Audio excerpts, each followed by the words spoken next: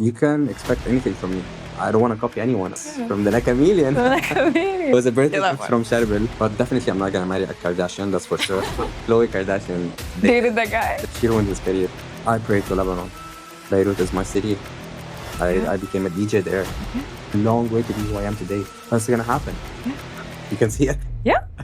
I'll never forget, and they will never forget me as well. Yeah. Unknown, fear from the unknown. That's the hook. And stream autistic love and unknown, and take me there. Hello everyone, I'm Nargis Kalam and welcome to another episode of the Expat Blueprint. Today we have a DJ, a music producer, and a visual storyteller. Back in 2022, he was selected to be the opening act of the fan festival during FIFA World Cup. Since then, he has released tracks such as Autistic Love and Take Me There. Today, we're here to talk about his latest track called The Unknown, and it is a song tributed to the people who lost their lives during the Beirut blast. The track is personal, powerful, and deeply intentional. So let's welcome Edrien, aka the Nakameleon. Thank you so much for hosting us in your studio. Super cool, by the way. Thank you. So congratulations on like the vibe, huh? Absolutely. I entered and I was like, wow, this is an artist's apartment. So speaking of the unknown, yeah, right? So when you sat down to write this track, did you write it for the people who lost their lives, or did you write it for the people grieving? Okay. So the story of this track is actually funny. I've been producing for so many years now and have a lot of projects. So one of the projects had no name, literally no name. So while I was checking this project, I was like, what do I need to save it? I saved it unknown because I don't know what's the name. Literally unknown. Yes, and I had it for like 2 years unknown. The project was unknown. Fast forward to this year in February, I believe, I had Andrea in the studio, and she was listening to multiple tracks that I had, and she liked Unknown, the project, and we started vibing. And what's the context behind Unknown? And me being a spiritual person in Qatar, that I had this spiritual rebirth that I talked about previously.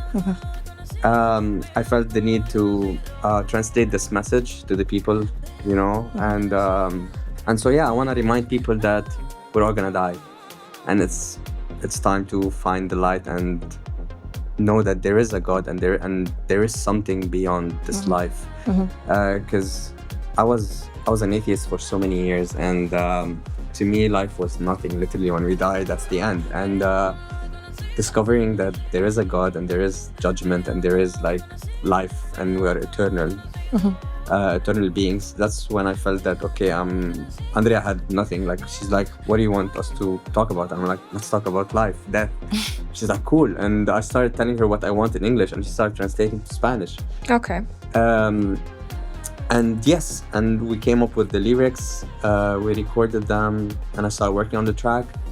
Fast forward to recently, 2 weeks ago, I felt I was working on an ad, and I thought about using a snippet of Unknown as a teaser. And that's when it clicked that, oh, August 4th is coming up. That's when I remembered that the Beirut explosion, and I felt that it could be also a tribute for the people that lost their lives. Absolutely. So it wasn't really meant for the people of originally, the Beirut blast, but everything was connected, everything was linked, and so I decided to release it on August 4th, also as a tribute. So I added the flag on the flyer. I saw it. There was no flag before, so I added the artwork, and it's basically a song every being can relate to, because we're all gonna die. We all have an expiration date, and no one knows when it's gonna die. And I feel now, with everything that's happening in the world, all the wars and all the evil, I believe it was the perfect track to release now, and that's why I released Unknown. Interesting. That's quite thoughtful of you as well. Now, would you say this track is like a memorial, a prayer, or a rebellion for the people? Everything. It could be the three in one. I mean, a prayer, I'm not sure. I mean, it's electronic, right? So it's electronic music. And me as a DJ, I compose everything. Yeah, that's just how you express, right? Exactly. I want to express what I'm on in musically and translate it into frequencies, translate it into melodies, into lyrics. Because I have a message. I don't wanna be like anyone else in the industry. I don't want to copy anyone. I'm just trying to be authentic and unique and do it my own way. And yeah, so basically, Unknown is just a piece.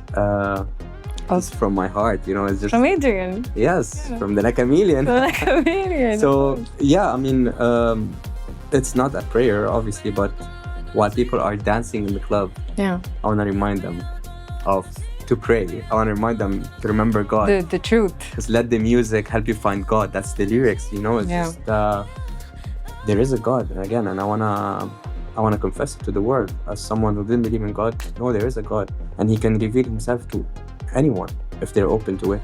So that's my message to the world, and I hope it will touch the hearts of people, and it might help them find the light one day. Right. Thank you for sharing that. Now imagine there's a person who's lost absolutely everything in that blast, and they listen to your track, The Unknown. What would you like to say to them personally? I would like to tell them that innocent lives, I believe they're all at peace. So if you know, we all know people that lost their lives, obviously. Yeah. But I feel, and I think that the innocent lives that were gone are at peace, and they're in a better place. Yeah, absolutely. A place where there's no suffering, where there's only love and just peace, you know, being with God. And so if you know your loved one are in a better place, why would you be sad? True. Okay, we miss them. Yeah. Okay, I'm gonna miss hugging them. Better for them. Exactly, and I hope I can work hard spiritually to make it to heaven and be with them. You know, so it's not an easy road, and people take things for granted, which is the road to heaven is feels like hell. Yeah. That's what I feel. That's a different way of putting things, and I fully understand what you mean. And recently on your Instagram, you shared a quote by Kanye West, and I know you're a huge fan of Kanye West. He's my idol. Right, and it's not a fan. It's about like I look up to Kanye. You know, he inspires me because I don't know if you've seen Kanye's documentary on Netflix. And just me watching, it's called Genius. And me watching this, I'm like, oh my God, like I can relate to this guy so much. And it's just like the way he thinks. And this documentary is about Kanye before the world. Before the world knew about Kanye. That's when I can see myself like I'm a different version of Kanye, you know? I'm not the same person, but we both he dropped out of college, I dropped out of engineering. Oh right, engineering. Yeah, we kind of, you know, like we both had also a spiritual trip. He also had a spiritual trip. I had a spiritual trip. Kanye started as a producer, and people were not taking him as a performer. Kanye started as a producer, but people were not taking him serious as a rapper and as a performer. Oh, okay. To me, it's the other way around. Okay. I proved myself as a good DJ. Now I want to prove myself as a good producer. Like that's my challenge. And yeah, many other things, but definitely I'm not gonna marry a Kardashian. That's for sure. I'm not gonna do Kanye's mistakes. I'm not gonna go that road. I'm not gonna do Kanye's mistakes. A couple of years ago, I had the first athlete that the Kardashian dated. Khloe Kardashian dated the guy. Dated the guy. His name is Rashad Makansi. He was in my studio. He used to play in the NBA, and he told me she ruined his career. Oh. The guy played in the NBA for 2 seasons. He was the first athlete to ever date a Kardashian. And he literally told me, like, she ruined my career. And I don't want to go. You don't want to go into the details. Okay. I don't want to go that road. I don't want to marry a Kardashian. So it's like I respect Kanye. I want to like be him, but not. No, not be him. I want to be myself. But I'm inspired by him, of course. And he's like someone I look up to. But I learned from his mistakes that I don't want to do them in my own life. And so the quote that you mentioned. Nothing in life is promised except death. Actually, I have it here. So Justin, can you please give us the quote? It's literally there on the wall. So actually, right. I have a friend of mine. He knew, he works with me. His name is Sharbel. He gave me this on my birthday. Oh, sweet. He gave me this quote on my birthday. So while we were writing the lyrics of Unknown, that's when I decided to mention what Kanye said. Yeah, it was in your Instagram post, and I was like, I need to ask him about this. It was a birthday. It was a birthday gift. Where's the camera? This camera. It was a birthday gift from Sharbel, and because he knows about my trip with Kanye and he knows that I like Kanye, and he gifted me this because it's also very powerful and very true. Yeah. And so I added it to the lyrics of my track. Sweet. You know what? One day I hope you meet him and you make like a killer track with him. One day. You never know. You never know. If that's God's will, that's God's plan. Yeah. It might happen. If not, I cannot force it. One last question I want to ask about the Unknown. Yeah. Where were you during the Beirut blast? I was in Qatar. You were in Qatar? I was in Qatar, and I was literally, I was so scared because once I saw that, because I have a house in Beirut, literally like not far from the port. Yeah. And my mom was there, I believe, but I mean the glasses were shattered in my house. But oh, that's scary. And my uncle was close to the airport, to the port, and but anyways, it's something really. I mean, the system in Lebanon, it all needs a change. You know, the whole situation, the whole political system that has been there for so many years, the corruption.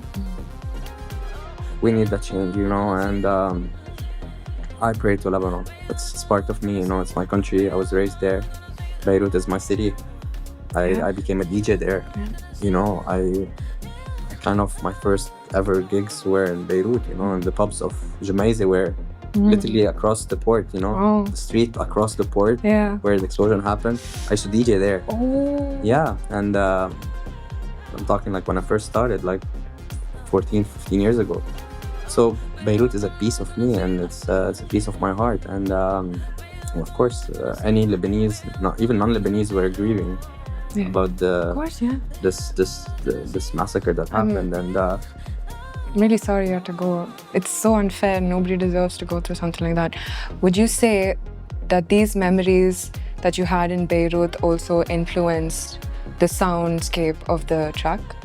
Absolutely, because as I said, Beirut and Lebanon is part of me. Yeah. Both my parents are Lebanese. I was raised there. My family's there.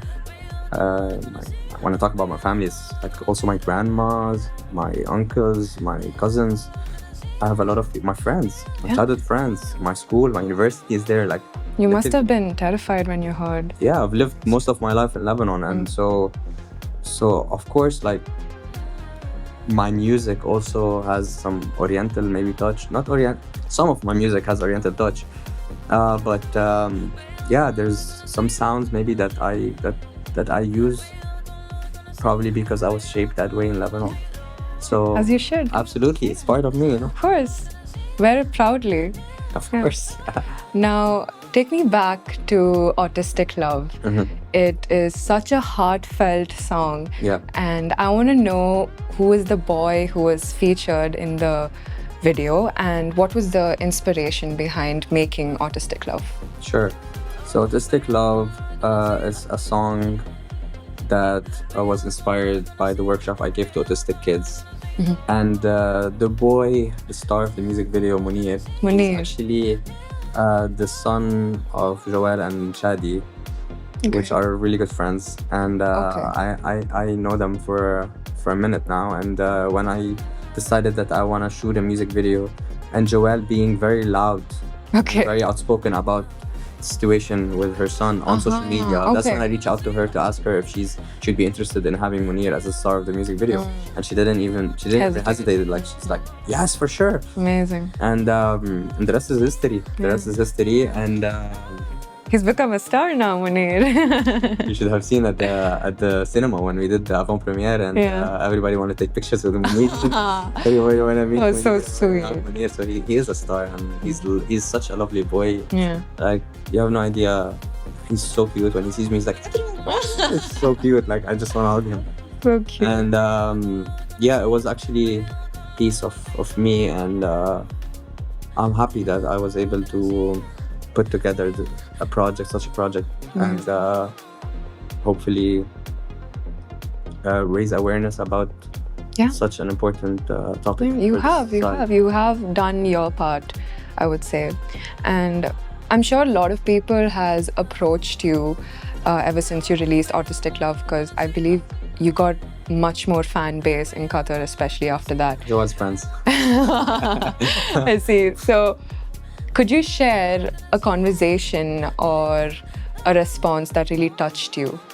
I would say the emotions and the seeing people crying when they watched the music video at the cinema. People were literally crying because they knew Munir, and seeing him on big screen as a star, they were emotional. And just them leaving the cinema, I was seeing them crying. It touched me, you know. I'm like, you realize the impact you made, right? You made it. And I also received a message from one guy. He's a friend. He's actually in Mexico now. Okay. And he had also, I actually screenshotted and shared it on my Instagram. Okay. And it brought tears to his eyes, and because his brother had some mental illness as well as his mom. And so he felt related, even though it wasn't autism specifically, but he felt related to the message as well. Just like him sending me this message, it brought joy to my heart. Yeah. It brought joy to my heart. But Artistic Love made really good in Qatar. Yeah, but it didn't actually reach the global audience when it comes to autism. So maybe next year, I don't know. Yeah. One step at a time. You exactly. Got this. So I don't want to push it. I tried. I tried to send it to so many organizations worldwide. They haven't got back to me. I don't know why, guys. So why? I just can't just stop my life and wait for them. I just have to keep on releasing music. Yeah, they move. And also, like, on the day I released Unknown, I was literally working on the next one. You just the Unknown. Oh, right. Agape one. Before one Agape. Yes. I just heard now. Are we supposed to talk about that? Yeah. I'm releasing a new song soon. Because that's what's gonna save me, my music, and I just have to keep on releasing. I have a lot of projects, and one step at a time. Yeah, absolutely. So, Artistic Love and The Unknown both have a theme around humanity and awareness, right? Now, is this the kind of theme you purposefully go for? And are these the kind of themes that we can look forward to in your next coming tracks? You can expect anything from me. Okay. I'm the Nakameleon. Yeah. Do whatever I want. I'm a free bird. I'm a free chameleon. Yeah. I change my colors. I can do whatever I want. So don't put me in a box. Don't label me. I just want to do whatever I want. And whenever I feel like it. So, of course, I'm not going to release something that doesn't align with who you are. Exactly. And my beliefs. And just to follow the narrative to make it. I'm not interested. Of course, I want to make it. I'm hungry for success. Yeah. I want to be able to travel the world one day and with my family, with my friends, and be performing music and putting so much work. And I believe I'm on the right track. It's just a matter of time. Absolutely. As for my music, maybe I'm going to release an Arabic song, or maybe one day an Indian song. Yeah. I can do whatever I want. Like don't like just put me in a box that you only do this type of. That's very exciting. That's so I just want to do whatever I want, whatever I feel like doing, All right. After hearing all of your experiences back in Beirut, I can't help but wonder if the creative flow that you get could also be a symptom of all the trauma and all the hardships that you had to go through. And it's a part that never really healed, and you're expressing it through your music. Could be. I mean, as for healed, I believe I'm healed from everything. Okay. Because once I encountered God in my life, I believe I'm healed. I'm just like, I'm ready to die. Because people are afraid to die. Yeah. Like especially the atheist or the agnostic. They say, we don't care about dying. But when the moment happens, they're going to be scared. So it's like, I don't want to believe in hell until I die and realize there is a hell. You understand me? It's just like, it's absurd. And to me, it's just like, I just want to spread love. I just want to spread good music, influence others to find God, find the purpose. So they will not fear the unknown. So it's unknown, fear from the unknown. That's the hook. So fear from the unknown. What is the unknown? Death. So I'm not feeling death because I found God. Yeah. So that's why I'm healed from everything, from all the traumas. And once you know God, you're gonna probably accept the sufferings in your life and what you've been through, because you're gonna see life from different perspective. Okay. You feel me? So it's a spiritual thing. It didn't happen to me in one day. I've been on this for years to understand, and I believe I still have a lot to learn and a lot to discover in my spiritual journey. Because the same way when you go to the gym, you're not gonna see an improvement in one day or in 1 week or in 1 month. It might take you 1 year or 2 years just to see your body in a different shape, and you're gonna be encouraged to keep going. Same thing spiritually. You know, nothing will happen in 1 day, in 1 week, in 1 month. Maybe it will. I'm not saying it cannot happen, but over time you're gonna start realizing that you're gonna become a different person when you start a spiritual journey. And I'm calling people from all religions to find God. I'm not telling them like, hey, this is the religion or this is the religion. No, just it's not about religion, it's about God. Exactly. It's about finding who's God, like the creator, someone that created this life that we live in, you know. And as Kanye said, nothing is promised in this life except death. And that's a fact. We're all gonna die, you know. But when is our expiration date? No one knows. So each person should ask themselves, am I ready to die? Or what is even death? You know? And for people that don't believe in the afterlife or that there's a higher power, they're scared from the unknown. They better be afraid from the unknown. Or else they're idiots, you know? I'm not joking. Because I was the biggest idiot. I didn't care. I was like, when I die, nothing will happen. I'm just gonna be an energy wasted or energy is gone. And I was blind for so many years, yet now I see. Now you see. Now I see. Now I see you. Now I see you. Yeah. What is a harsh truth that you learned in the music industry? Okay, I think the music industry is the hardest industry in the world. And it's the most evil, I would say, because the most evil. Yes. Oh. Because first of all, when you talk about nightlife, especially nightlife, you're gonna see the worst when you work at night. You know, it's different. Like when you work at night, and I've did this for years, so you will find a lot of people that they're just, I'm not gonna say the wrong people, but I mean, it's a dark world. There's no sun. Literally, it's a different world, you know? And so the music industry is actually, I still haven't made it. Okay. I'm still. Oh, you're gonna make it though. Yeah. But, I mean, I'm working. So when is it gonna happen? I don't know. Maybe next year, maybe tomorrow, maybe in 10 years. I believe it will happen, and I just have to stay consistent, put in the work every day, and just leave it to God. Like I learned with prayers, I don't want to rush it. I just want to let go and trust in God's plan. He's gonna make it happen at the right time. I don't have to force it, you know.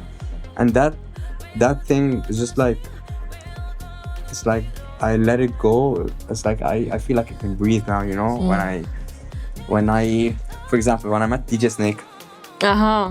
You met him a couple of times, right? The first time I met him, when I told him about my vision and how everyone's telling me, no, you're never gonna make it unless you focus on one genre. That was my struggle for many years. Because people, they told me like, you're never gonna make it.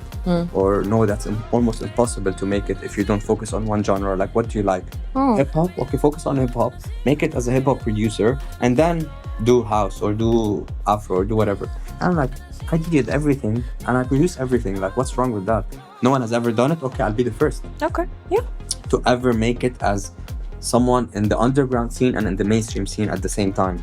Because you see DJs and artists in the underground scene different than the ones in the mainstream scene, you know? So I'm trying to do both, because I was in the mainstream almost my entire life.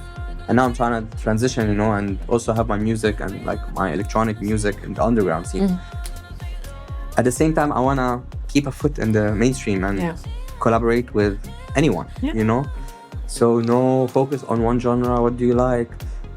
And so, yeah, and I never heard I never like agreed, even though I had managers back in the days, that they would go study the market and they'll come back to me and they're like, Edrien, you have to focus on one genre. Listen to me. Like, I've asked around.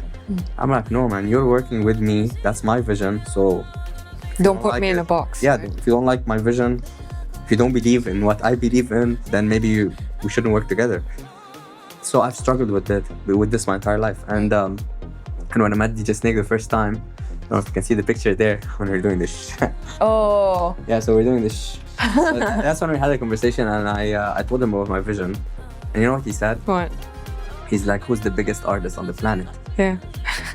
And I was like, Drake, of course. Okay. And he was like, he literally did this because Drake at the time just released a house album. Oh, right. I think honestly, never mind.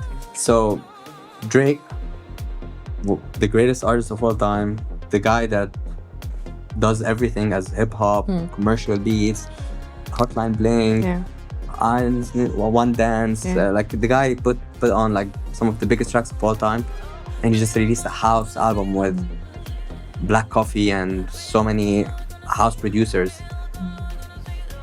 And it's like, if he can do it. No, it's like DJ Snake was like, you know, like, you can do whatever you want. And so he boosted my confidence. Yeah. And he asked me a question. He's like, how old are you? I'm like, I'm 26. At the time I was 26. And he was like, oh man, you're still young. I made it at 30. And I felt like, oh, I still have a long time. I still have like 4 years. Yeah.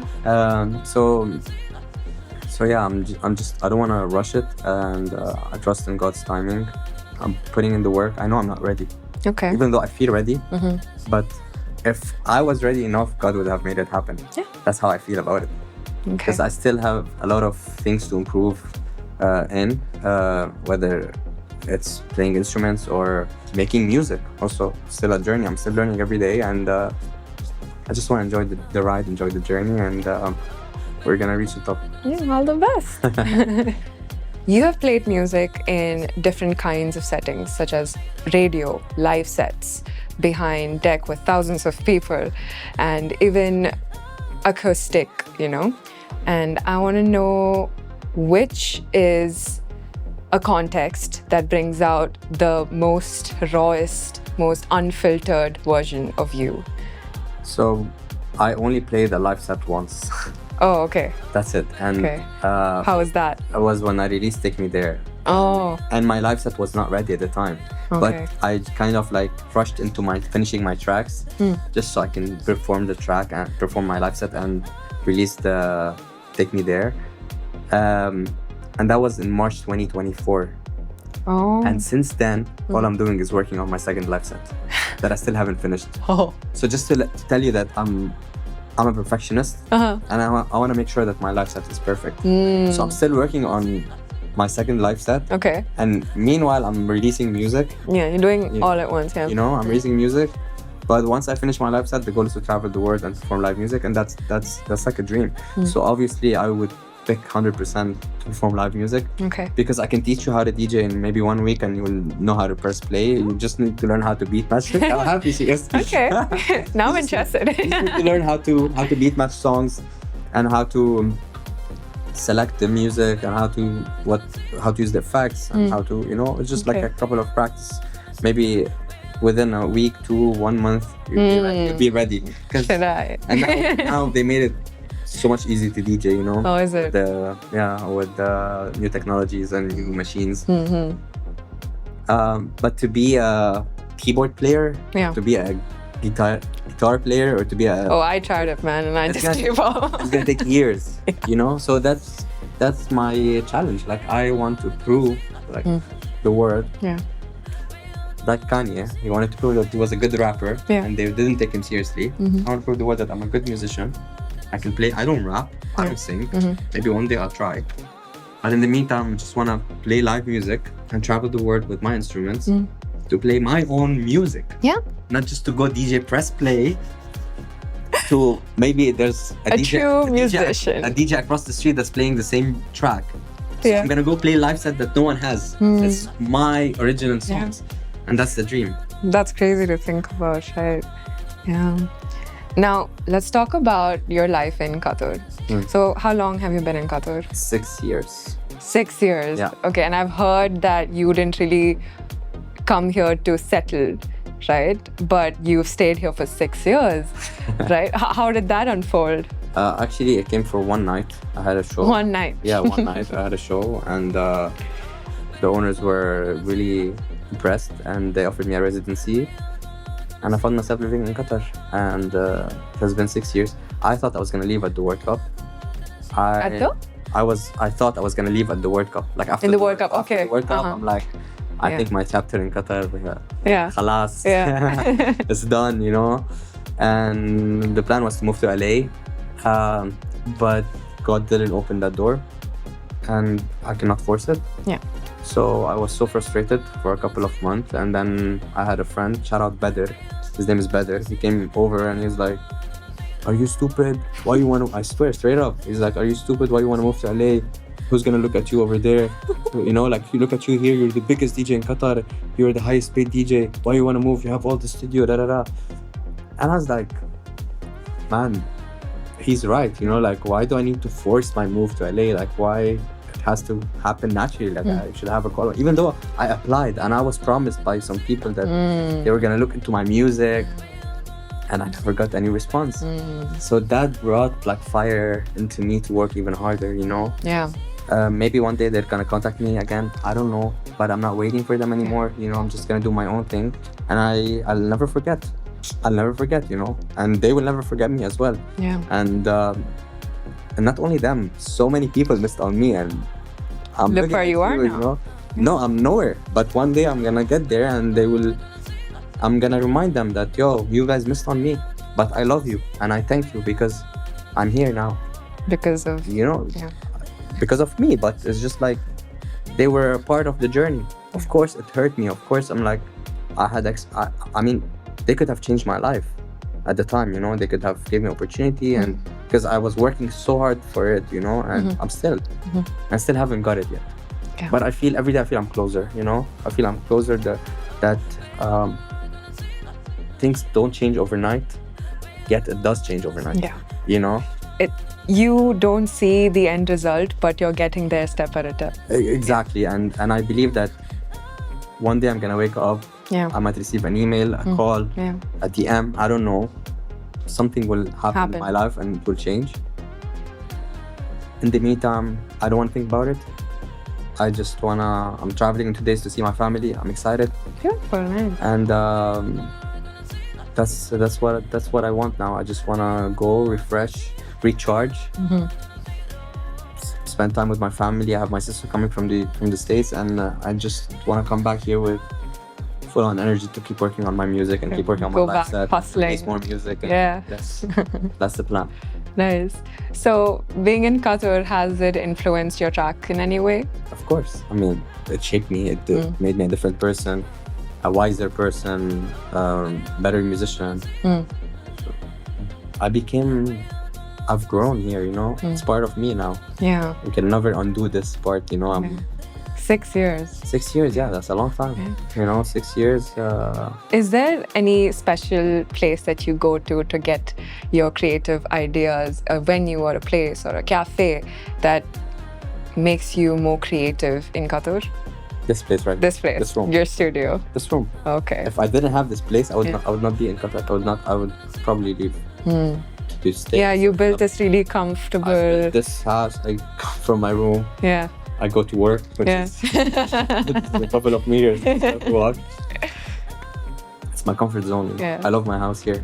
It's not like easy. Every corner of the place is like an instrument or like something. That's the DJ setup here. Yeah. That's where I produce my music. This is like my instruments here. Yeah. I have the studio for photo shoot over there, you know. Wow. I have my. What else do an artist need, right? I mean, so I might live here forever. I don't know. I might leave. I really don't know.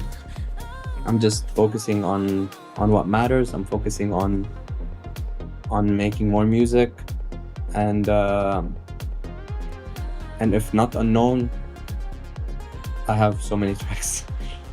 So many tracks, you know. Okay. Now, on a lighter note, I am gonna play a game with you. Are you ready? Yeah, sure. Okay. It's a rapid fire question. Okay. Let me take this out. Okay. Music edition. R&B or hip hop? R&B or hip hop? You have to be Oh. quick. I mean, R&B is under hip hop, kind of, but I would pick hip hop because hip hop is more broad. But Okay. I love R&B. But Yeah, hip hop. Yeah. Okay. Acoustic or EDM? I mean, I would go EDM because now I'm working on electronic music. Okay. But I love acoustic as well. Maybe one day I'll release acoustic as well. So who knows? Looking forward to that. Okay. Studio sessions or live performances? It depends. Studio session with who? If it's with Drake, I'll go for studio Of course. But I would go for a live performance because I cannot wait to grab my Finish the- guitar and solo live in front of thousands of people, you know. So I'll go for live performance. All right. Old school or new wave? A genre, a specific genre, or As in, do you like the old kind of music or the so- new kind of music? both. Both? I would say both because Okay. some old school are really nice and some new music also is cool. Okay. Okay. Headphones or speakers? I would go for speakers, but my engineer is just telling me to go back to headphones because he's like, you can hear more. So shout out Guido. He's like, headphones, but I would go speakers. Sorry, Guido. Okay. First album you ever bought? First album I've ever bought. I think it was Masari's album in 2008. Real Love. He had like the song Real Love. I don't remember the name of the album, but he had the Real Love. I was so young, Okay. and I had the CD, like it was like the CD at the time, and I was just playing it non-stop in the living room, my parents' house. I was so young. I would say Okay. Masari, Lebanese. Oh, okay. One artist you would drop everything to collab with? Kanye. Crazy Drake. Drake? Yeah. I thought you would say Kanye. I mean, Kanye. You said one artist. You say two.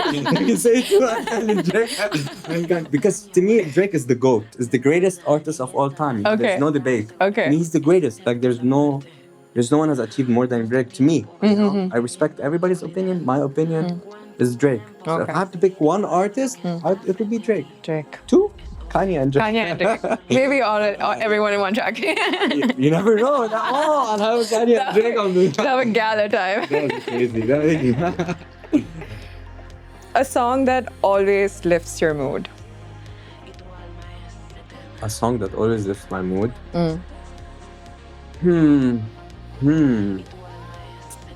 I can tell you what my favorite song of all time is, and it could be that one. I don't know. It's called Nothing Else Matters by Metallica. Okay. That's my favorite song of all time. Okay. So it could be the one, yeah. I like to hear it. All right. Favorite lyric of all time? The lyrics of Unknown. Oh. It's time to realize that you're not just nobody. You have a soul to save, and your soul is eternal. There's no better lyrics than this. Right? Yeah. Right? Yeah. I agree. Current song on repeat. My upcoming song.